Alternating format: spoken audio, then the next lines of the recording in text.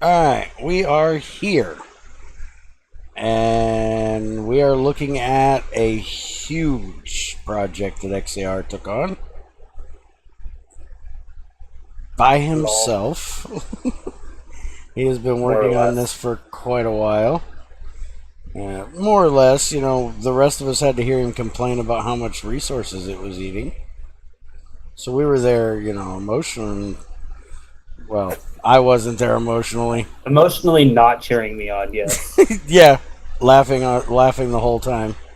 So this is XAR's fusion reactor, first one that's ever been built on Thylacrft. So congratulations. Woo. You put more time into this crap than we do, apparently. Apparently. So this is a Mach 1. It is currently running. And how the hell do we see what you're running? Over here, we've got the input hatches. Reds are tritium, and yellows are deuterium. Okay. And that is outputting helium plasma. And then the output's over here. Okay. And holy crap, look at all that. Under here. And it's outputting up into that quantum tank. And then I was lazy and did not want to build a plasma pipe. So I just have it running into another tank and then into the turbine. That's one way to do it. Alright, and you know about what you're getting power-wise out of this? Yep, we are getting, with the current turbine, 6553 EU a T, which is very dependent on which rotor we put in. There's a little bit of fuzz around the exact output, but the optimal plasma flow rating of our turbines is how much power we get out. So right now we have a 6000 EU vanadium steel small turbine rotor in there. I've got a regular turbine for vanadium steel, which is 12,000 if I need to kick it up a bit. And then if I need to really kick it up, I've got a blue steel, which is what I use for my steam, which is 3,000. So we can kick that up. And if you go over to the buffer, it is supercharging the buffers now. They should be cranking up, maybe. Well, or you not. would think. It was cranking before. So, Yeah. It's at 30,000. Don't you get less efficiency for the smaller the rotor? Wouldn't it be better to make a different material? The point of it now, it's cranking in. So if you look at that one Laptron on the robot itself, it's cranking power into the Laptron. Oh yeah. So the size of the rotor only determines how much power it outputs, and how much fuel it uses a tick. So with this large one, you can whack it with the scanner here as you run away from me. I got my scanner. It's consuming 8 liters a tick, and on that small one, it consumes 2 liters a tick. And it'll consume a little bit more. So the reactor itself, the fusion reactor itself, is producing 125 every 16 ticks.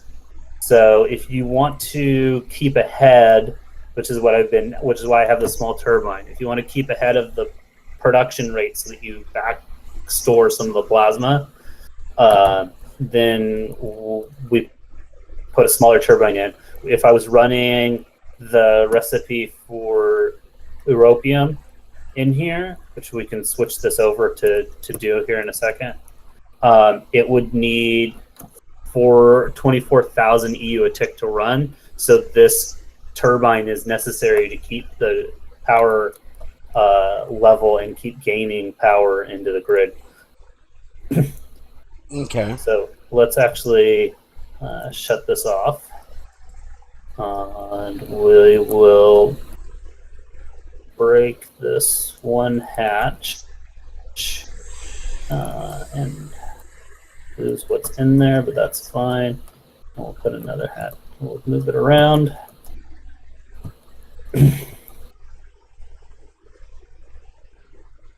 All right, so I moved it around. I have molten neodymium already in this one, and the other component of this recipe is hydrogen, which we can get off of the processing array that we haven't talked about yet. So we can just type that up.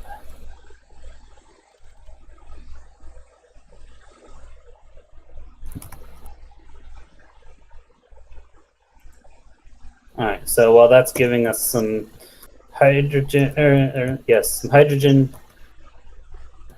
yep, for that recipe, we can talk about these processing arrays for a moment. So we've got 9 processing arrays running, and there's a 10th one under construction. Along the side here, we're looking at 64 LV electrolyzers, which means along the backside, we've got a lot of work to do. So we've got an input hatch on the top. We've got a output bus here for the cell that comes out. For the cells that come out, and then I have a system for pulling those into a tank to empty the oxygen cells, and then I'm using a void fluid pipe, and then in the top of the tank there's just a pump to export the fluid, and then it goes into our fluid pipe, into our void fluid pipe and voids. Then our cells are going to come out bottom and then go back into our input buses, which are down here on the bottom. And I structured the input buses so that there's only one slot in each to try and make the pipe balance out how many cells are in the system. And then there's about 2.5 stacks of cells in the system for these 4 electrolyzers that are running. And then we have back up on the top, on the other side, we have our output hatches, which are going to pipes along the top. And then we have the electrolyzers for deuterium. There's 4 of them running, producing, not electrolyzers, LV centrifuges running deuterium. And so their input is hydrogen, and their output is deuterium. And so we have this deuterium tank here that's collecting most of the output. And then I'll flip-flop between whether this pipe is here or not, because I haven't gotten it to balance yet. So the deuterium will produce at 4 times the rate of the tritium, because the tritium requires 4 times the deuterium to process. So that will go in there and then produce on the other side. And then we have fuel for our reaction. And then our reaction uses, like I said, 125. So so the first 4 are doing just deuterium, and the last one is doing the tritium. Yeah. So we need to have a small conversation about math. It sucks, but if you want to understand how much of what you need to build, we need to have a conversation about math. An electrolyzer at LV produces 2,000 hydrogen every 1,500 ticks. So you divide the 2 together, and it's like 1.33 a tick. Mm-hmm. All of the rest of our recipes that we're talking about are in 16 tick increment, or run at 16 ticks. So we just need to multiply by 16, and then we have how much electrolyzer output is necessary per cycle on these. So we get about 20.2 2 or something. I have a spreadsheet of all this stuff calculated. Boring. Or it's 21.33, so 21 and a third. So that's how much we produce hydrogen we produce per tick per machine, and then we need to compound that with each of the deuterium recipes needs 16 hydrogen per cycle to run its recipe, and it will produce 4 deuterium. When we play our math game again, we can look at tritium, which our tritium recipe requires MV centrifuges, not LV centrifuges. It runs at 80 EU a T. It also runs at 16 ticks. And for that to math out, we need to run 4 times the amount of deuterium production to produce tritium constantly. And as you can see, these machines keep flipping on and off, and it's not completely balanced because I don't have enough hydrogen to keep it balanced. But the ratio for tritium to deuterium centrifuges is correct. If the deuterium centrifuges would stay on constantly, the tritium centrifuge would stay on constantly also. Okay. And the problem is I'm just barely short on hydrogen. So that covers those recipes. And then if we talk about the fusion reactor itself, the fusion reactor requires 125 per 16. So when that maths out, it gets weird again. But if you wanted to be like, I want to produce deuterium and tritium infinitely so that I can always run the plasma helium reaction, you would need 32, well, actually 31 and a quarter, but 32 centrifuges for tritium, which means we need 128 centrifuges just to provide deuterium for the tritium recipe.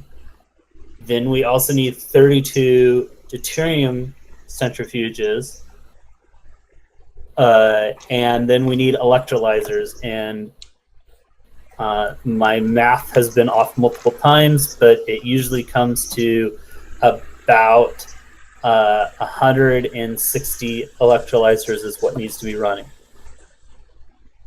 So that's, yeah. I have 160. Yeah. Or maybe it's 120. No, it's 120 because it's 160 LV centrifuges, 120 electrolyzers, and 32 MV centrifuges. So yeah, a lot of machines to keep this running infinitely. So when we ran in at the beginning of the video, this guy was running. It can actually run for a long time on 1 million or so fuel, especially with the machinery constantly producing more fuel. So it really isn't that big of a deal. And so I had that small turbine in there to consume just enough of the fuel to produce just enough energy to run the machines and constantly make more fuel. And so I've been slowly cycling it on and off. And I actually left it running overnight and it didn't run out. The one thing that I would be careful of, because this setup is constantly filling the fuel for the reaction will restart when there's enough fuel, even if that fuel is only enough fuel for one more reaction. And it takes a butt ton to start. Which takes a butt ton to start. So yeah, we're talking the heck here.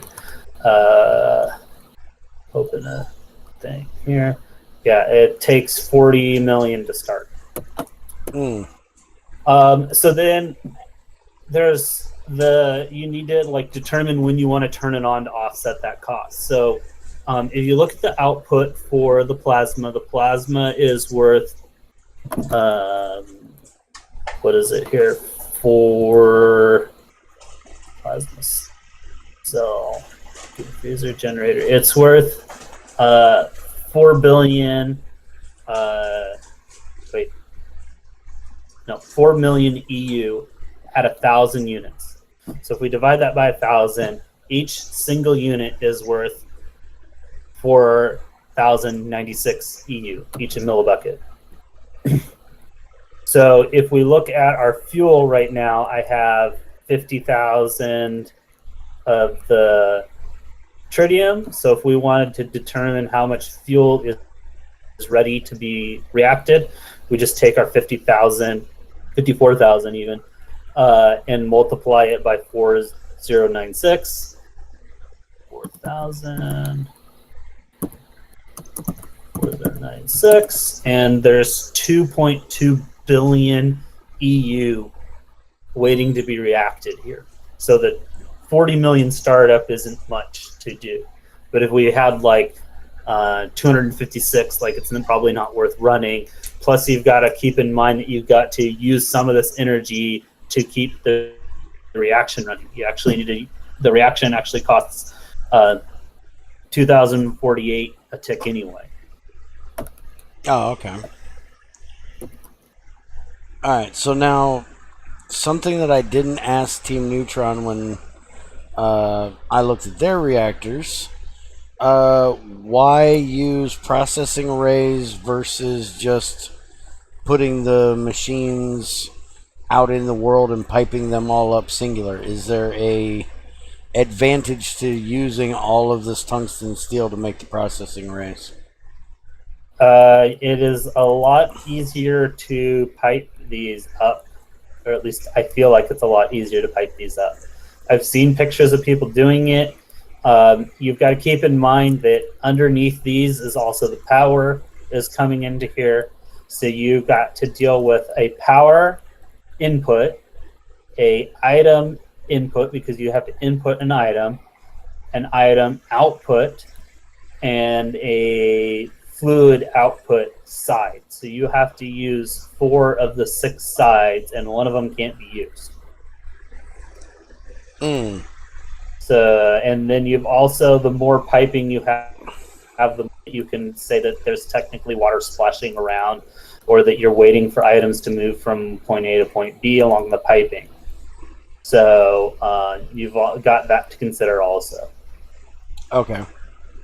If I did do it that way, I would probably take machine pairs and pair them literally next to each other, and then put the input and the output pipes on one side, and then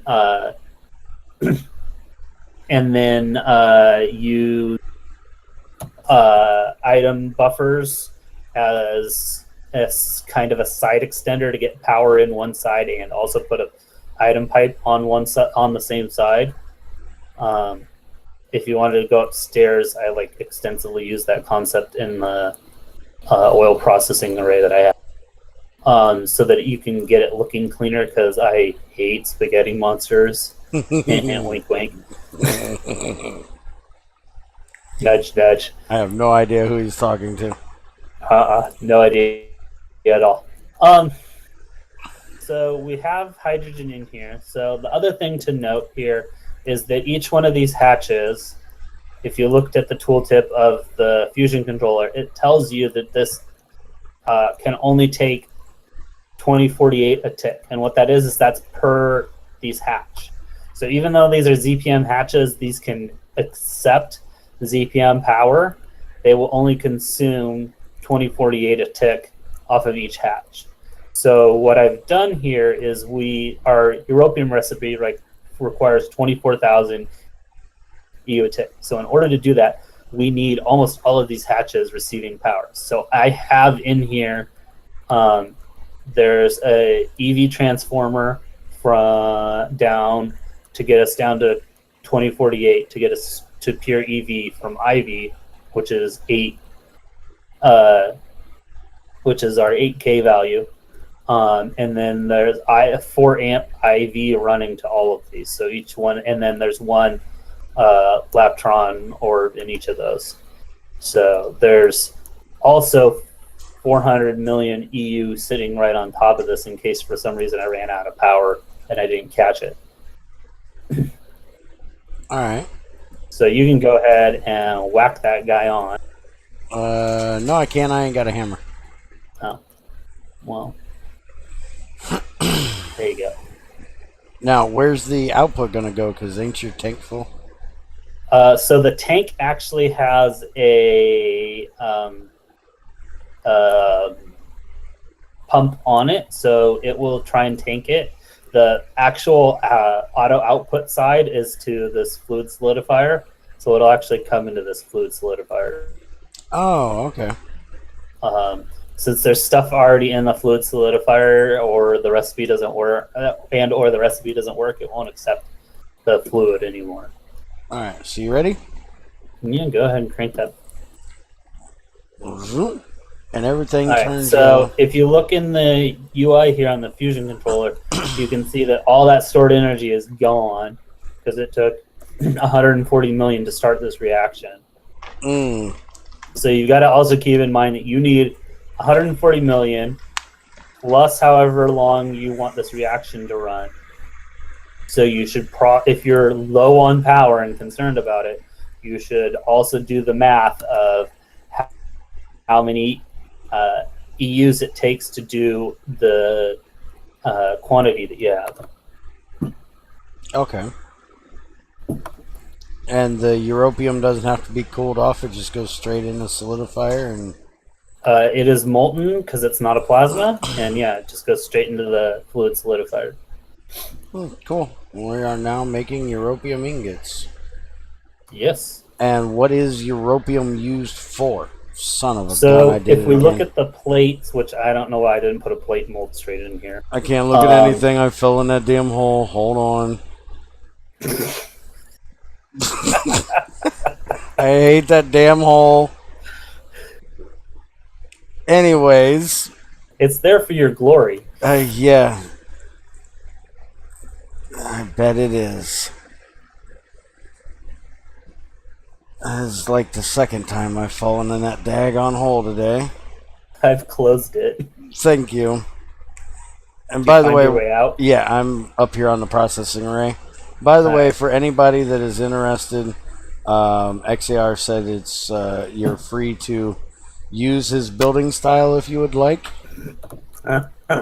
He doesn't have an issue with you trying to copy his beautiful, luxurious fusion reactor temple he has here. Yeah, in the bottom of a runic dungeon, yeah. Yeah. Or no, roguelike dungeon. Roguelike.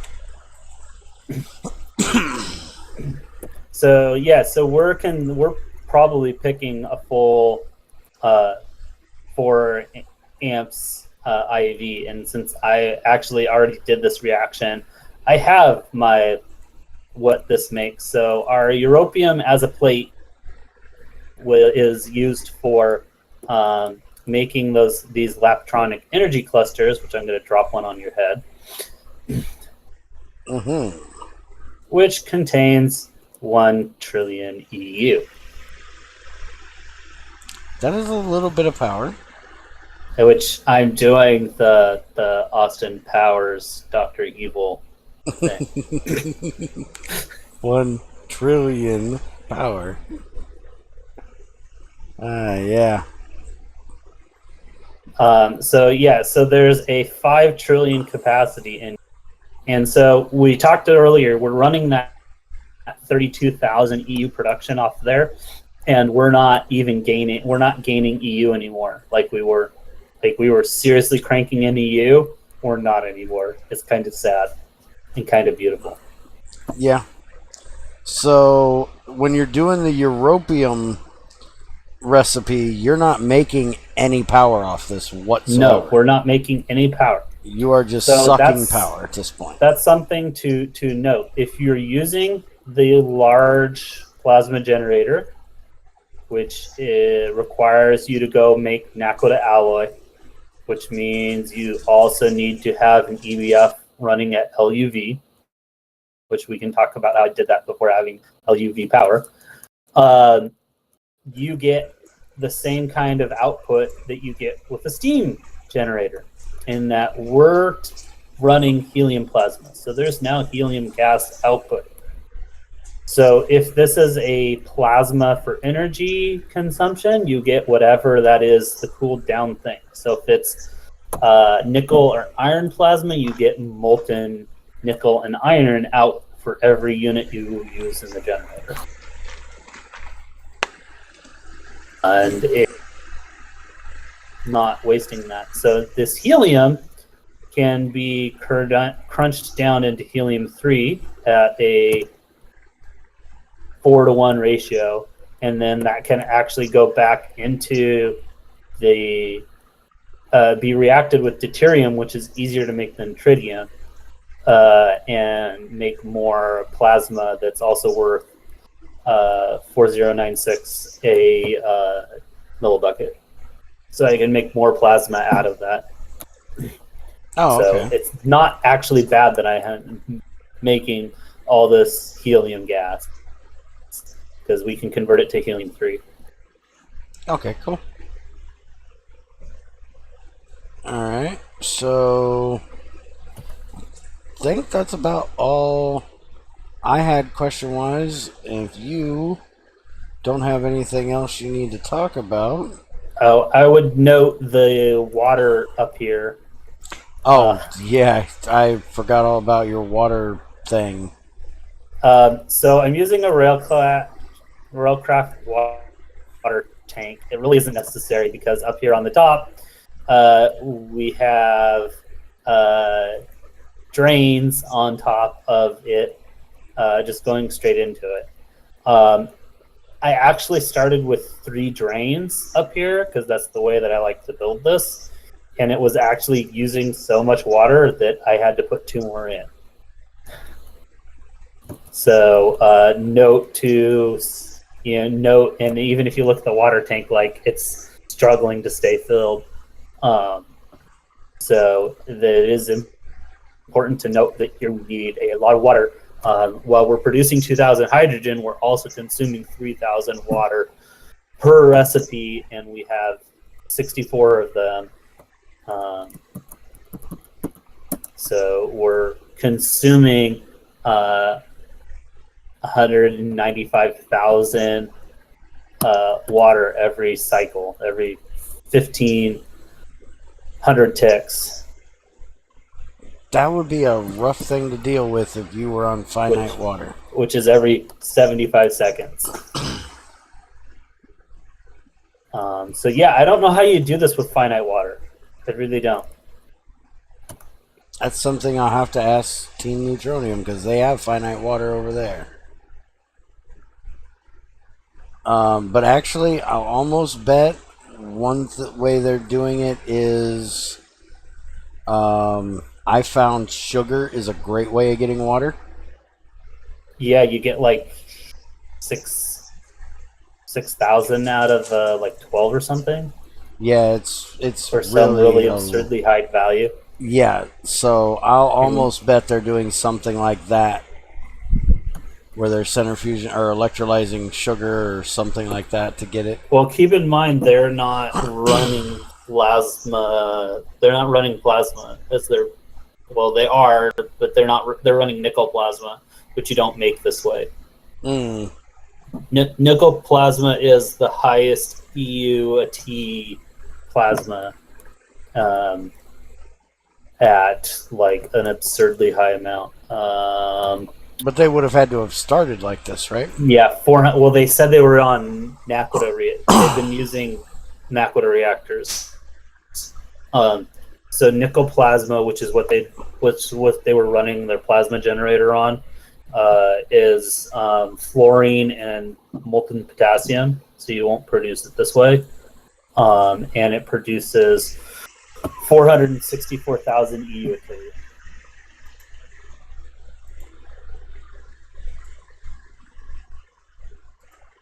Trying to find that. There it is. Holy crap, the fuel value for one of them. That is a lot of power it makes for nickel plasma. And yeah, sorry, I forgot. That's the effective. That's the EU per liter. not per cell. So it's 1,000. It shows in the recipe 1,000 times more than that. Because for some reason we only show the cell value, Yeah. the tick value. But yeah, I forgot they're running all their power with that Naquadria stuff. So they probably, if they did this first one like this, they didn't do it very much because, well, what reason would they have had to? They probably would have went straight to the, the Europium to get to the second one. Yep. So yes, I have the Europium needed because I only need like 2 plates for that. I have more than enough Europium for life, probably at this point. Which is the one thing we did forget. Europium is also needed to go to the second tier, right? Yep. So it's basically used as plates for that. It can be used as a metal. It's a relatively, I think it's a relatively fast metal. Or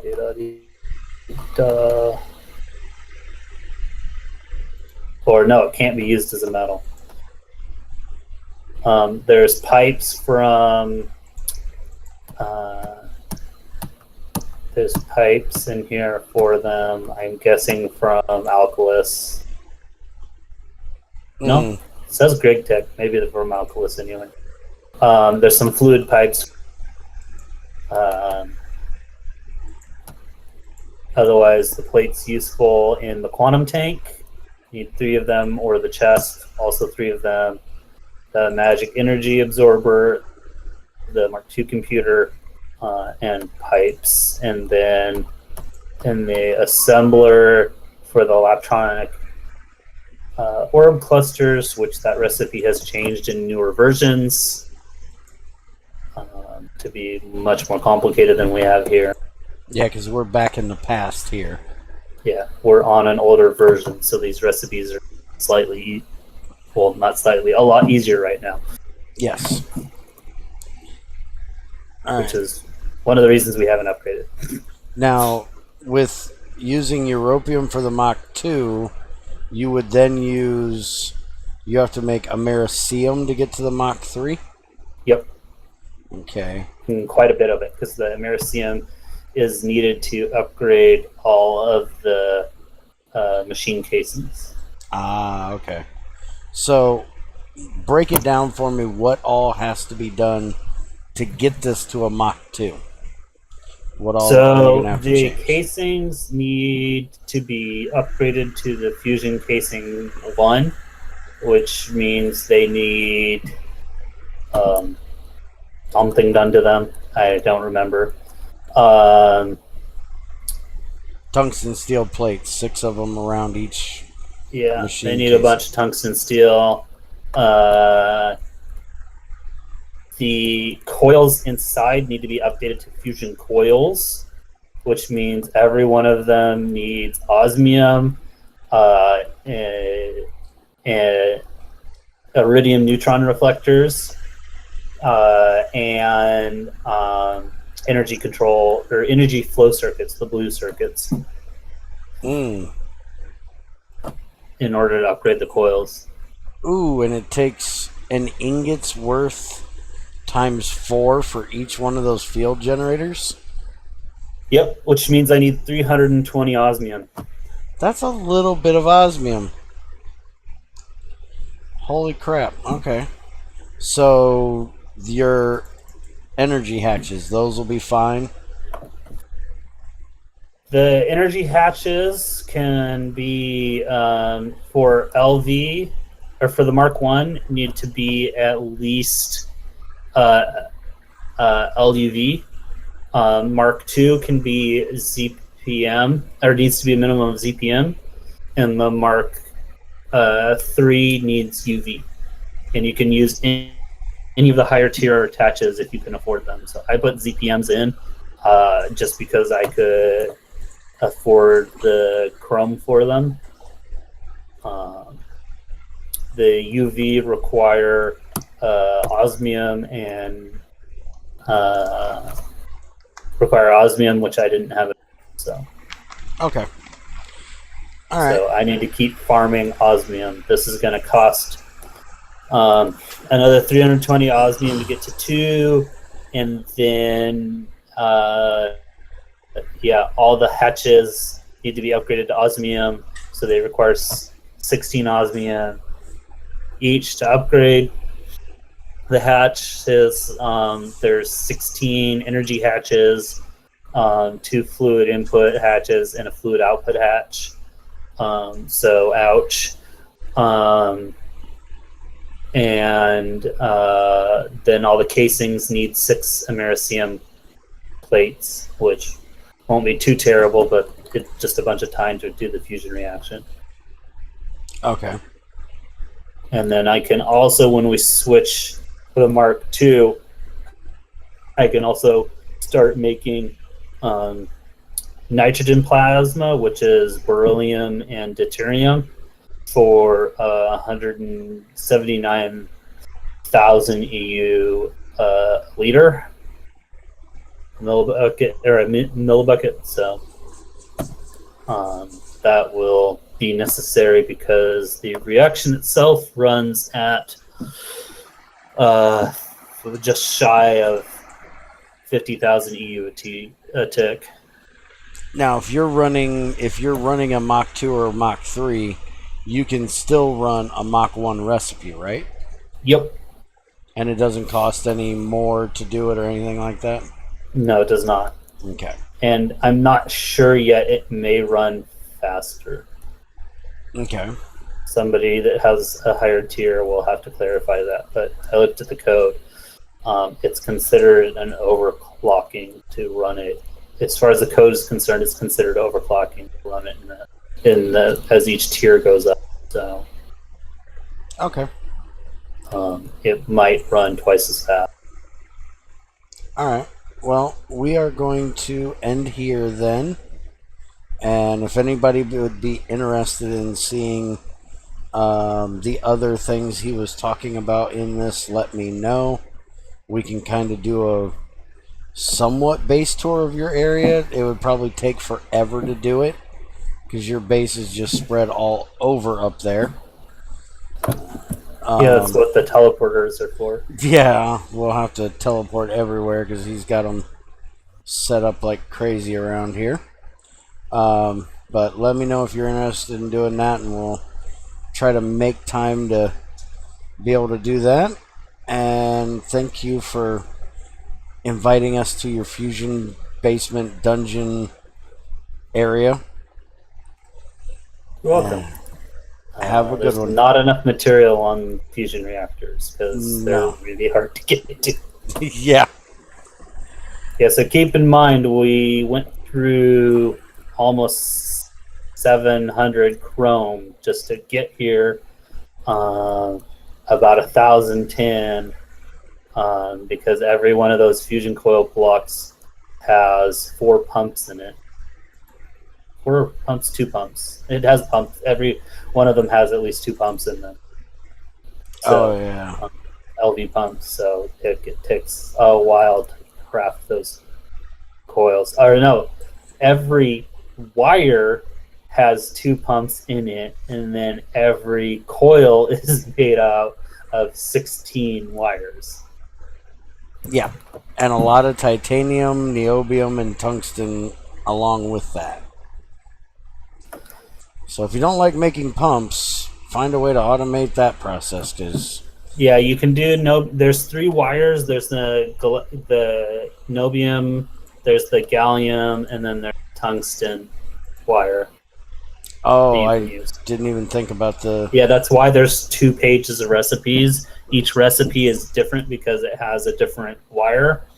And then it also requires a inert gas, so either nitrogen, helium, or something else. I don't remember.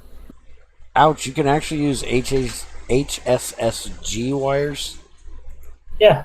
The vanadium gallium one, that would be a hard one to do because vanadium's not that easy to get a hold of.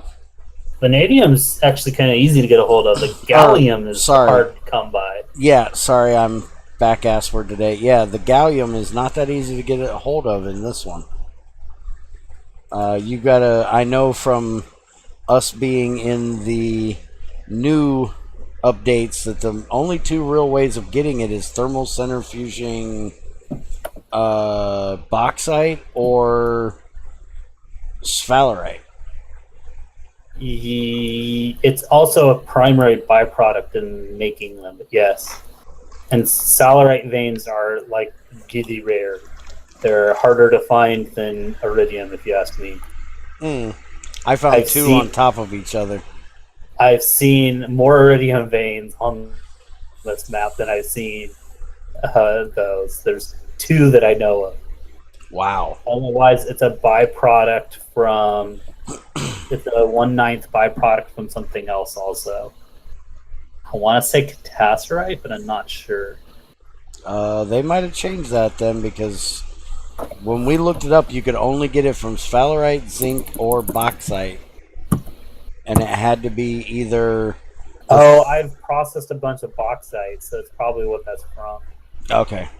But I didn't get very much. I only have like 200 of it. Like, I have very little. Yeah, and in the newer updates, gallium is used for circuits, so you still wouldn't have it on hand when you got to this point, so. Ouch. Yeah. Zinc. Byproduct of, sulfurite. Cadmium. Oh, it's a byproduct of bauxite. I've been processing a crap ton of bauxite. Yep. That's how we get a lot of ours is from bauxite. And then I have I have actually 2 IE bauxite veins. So I have a ton of titanium. Yeah, I guess. And you haven't even been to the asteroid dimension to get it from there. No. I have stopped making titanium because I'm basically out of magnesium. But I have over 2,000. All right. Well, and I have 13,000. All right. Well, we better kill this thing now. We had about 42 minutes. Like I said, if y'all have any questions, let us know. XAR is in my Discord, so I can run any questions past him that you have, and he can answer them for you. I'm also lurking on the GT Help. Yes, he's also in the GT Help Discord, so you can ask there as well. Have a good one, everybody.